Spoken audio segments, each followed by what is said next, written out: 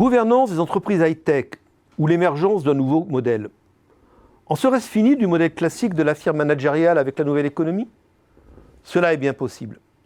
Avec la domination notamment dans les pays anglo-saxons du modèle de la firme gérée par des managers professionnels avec un actionnariat dispersé, on en avait oublié un modèle plus ancien, celui de la firme dirigée par son actionnaire principal, généralement son fondateur.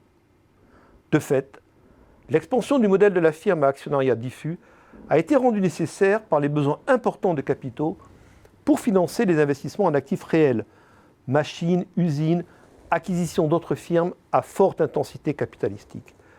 Mais avec la nouvelle économie, le paradigme a changé. Fini les lourds besoins d'investissement en actifs réels et la production de biens tangibles. Place aux actifs intangibles, aux services gratuits, financés par la publicité, aux produits dérivés ou aux abonnements. En mai 2012, Facebook était introduite en bourse avec une valorisation de plus de 100 milliards de dollars. Cette entreprise n'a pourtant commencé à afficher des résultats positifs qu'en 2009, soit 3 ans avant son IPO. Comme beaucoup de ces entreprises de la nouvelle économie, elle affichait dans son bilan un montant de cash très élevé, 3,9 milliards de dollars en 2012. Ce n'est donc pas le besoin de cash qui a motivé l'IPO, mais avec son introduction en bourse, le dirigeant fondateur de Facebook, Mark Zuckerberg, engrangea à lui seul 19 milliards de dollars de la vente de ses titres. Ce qui aurait pu lui faire perdre le contrôle de sa société. Mais un mécanisme subtil lui a permis de conserver la totalité du contrôle de son entreprise. 2 classes d'actions furent créées, les A et les B. Les droits des actionnaires A et B sont identiques, sauf que les droits de vote sont différents.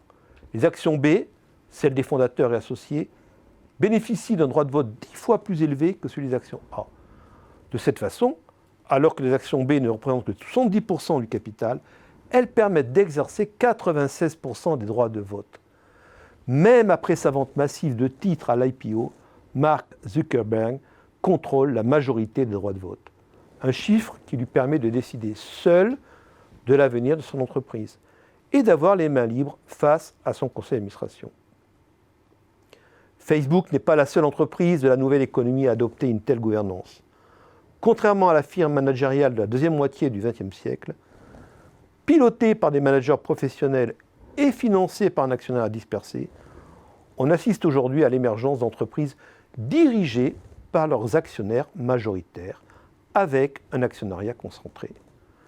Alors que le credo actionnarial de la firme managériale était une action, une voix, celui de la nouvelle firme high-tech semble être celui de la concentration du pouvoir au profit des dirigeants actionnaires.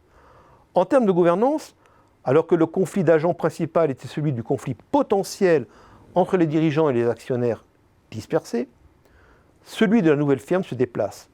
Les dirigeants étant les actionnaires majoritaires, le conflit va essentiellement se nouer entre les actionnaires majoritaires et les actionnaires minoritaires.